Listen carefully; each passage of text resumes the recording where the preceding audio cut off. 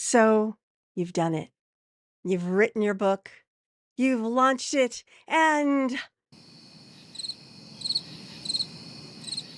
nothing, nothing. Oh, that's heartbreaking. I've been there. It's heartbreaking. And I've seen so many authors go through this. And there are some myths that can create this situation. And that's what we're going to be talking about today. The 5 myths that keep even brilliant authors silent, unheard, and preaching to a choir of crickets. Hi, my name is Carma Spence, and I help executive coaches, business leaders, and consultants write, publish, and market the right book the first time so that they can grow their business. I also help them become the author that could write that perfect book through my methodologies. Now, if you are watching this video on YouTube, please like this video, subscribe to my channel, and ring the bell so that this video and others like it can get out to more people and help more entrepreneurial authors get their message out and write the right book the first time. So let's get to myth number 1. Myth number 1 is publishing a book automatically leads to clients and credibility. I really wish that was true, but it's not. There are a number of things that go into creating the clients and credibility. The first thing is to write the right book. Okay, so that's hurdle number 1, write the right book that will attract the right clients. Hurdle number 2 is get that book in front of those people so that they know it exists. And if either of those things doesn't happen, the clients and credibility don't happen either. Because if you write the wrong book, you'll either attract the wrong clients or you won't attract anyone at all. And if you don't market the book, how's anyone going to know that it exists? So that myth busted. Myth number 2, you must have a big following before launching your book. Absolutely not true. I do not have a I'm not Mr. Beast.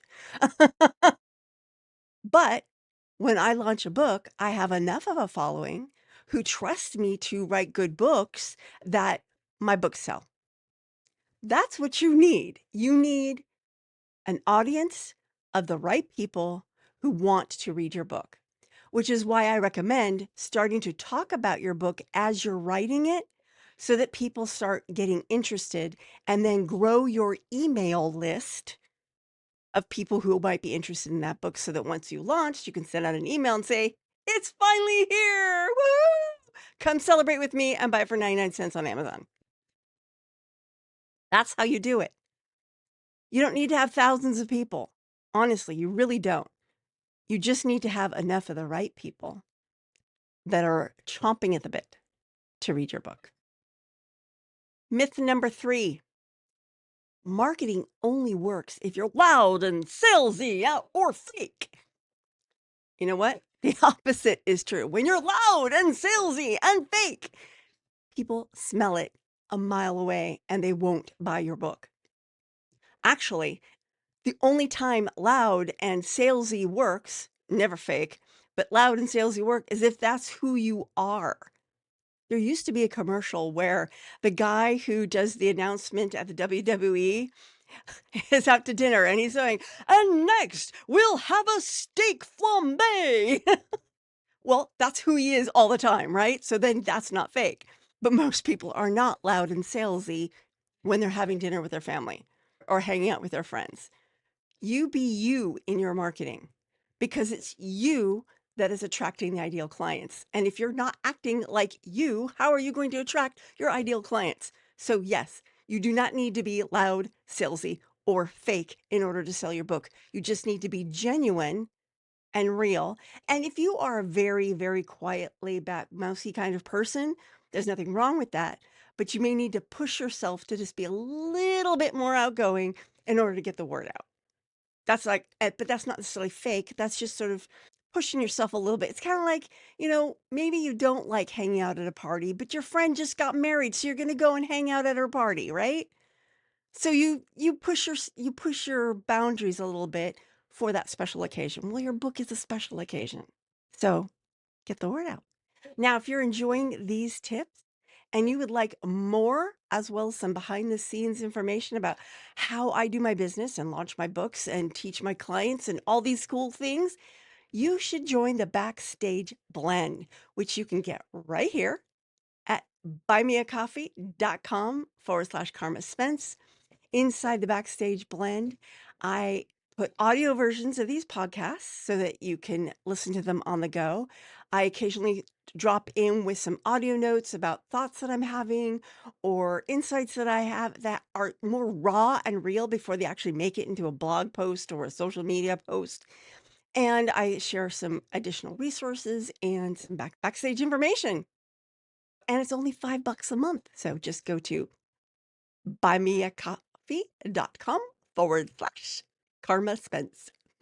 Yes, I just did fake. I don't know why. I have no idea why I did that, but there you go. All right. Myth number 4. Launch week is everything. The rest doesn't matter. Oh my gosh, that is like so wrong. Launch week is important to get the Amazon algorithm to know that your book exists. It is also a really good way to celebrate all the work that you've put into that book. It helps you go, yes, I did this. I have a song that's called The Book is Done, Time to Boogie. And one of the lines is, yeah, owned it. Yeah, wrote it. It's like, yes, own that moment. You just accomplished something that only 1% of people who say they want to write a book ever actually do. So celebrate it. And a launch party can be a way to celebrate it. But it also helps get those initial sales going, which puts your book on the map. But after that, sales will drop to nothing if you don't continually market. The only reason the books that I have continue to sell is because I'm using optimization in my book descriptions. I did an entire podcast about optimizing your Amazon page. I will drop a link to that in the show notes. I do that. And I occasionally mention my books on podcasts and in my blog posts, and I use them as illustrations and things. So I'm constantly mentioning Bonkers for Bun Cakes, my first book, Your Perfect Pie, my second book, Home Sweet Home Baked, my third book, Public Speaking Superpowers, my fifth book. And of course, last year I launched 4 more books, the Author's Journey series, which is it all starts with an idea. All you need is the right roadmap. You can make it to the finish line and serve up your book. The entire journey from getting the right idea to marketing your book and serve up your book talks about what I'm talking about right now, ongoing marketing. It talks about the launch, but it also talks about how important ongoing marketing is.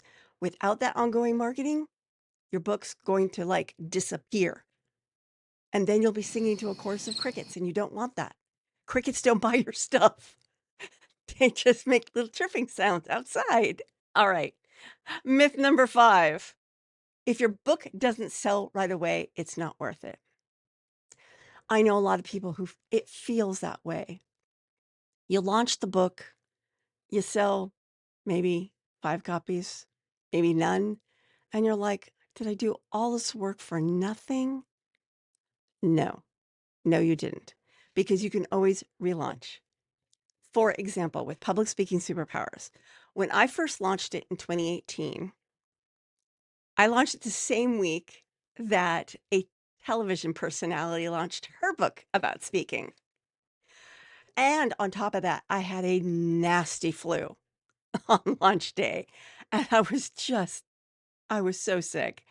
I just feel so grateful to all the people who promoted it for me because I just didn't have it. And I made it to number 2 behind a television personality. And it was a little disappointing because I put a lot of work into it. It is an excellent book. It's won 3 awards since that time. And I always felt it really deserved to be a number 1 bestseller. It really did. So a couple years later, I was working on the second edition of Home Sweet Homepage, and I'd hired someone to take that to bestseller. And I took it to bestseller before she even had a chance to do it. I'm like, well, I really don't need you to do that. But I have this older book that I really would love to give the bestseller treatment to. So she took that book. It's like 2, 3, maybe more. It's a few years later. She took it to bestseller in 3 categories. And this was years after it was not a new book. You can get books to sell. It's great if you can do it when it first hits the market, but if that doesn't work, what that means is that your messaging, your audience, something was wrong with that launch. Figure out what was wrong, fix it, launch again. Or hire somebody to launch it again for you, like I did. So, yeah, yes, you want it to sell the first time. And if it doesn't sell right out of the gate, it's heartbreaking. But all that means is that the messaging was probably wrong. And you just fix that and it'll sell. So there you go. 5 marketing myths that keep you invisible. Don't fall prey to them. And if you liked these myths, you might want to check out this video. On Monday, I talked about busting author mindset myths. And on Friday, I'm going to be talking about more marketing myths that are snatching your profits, inspired by Invasion of the Body Snatchers, the original version. This is Carma Spence saying ciao for now.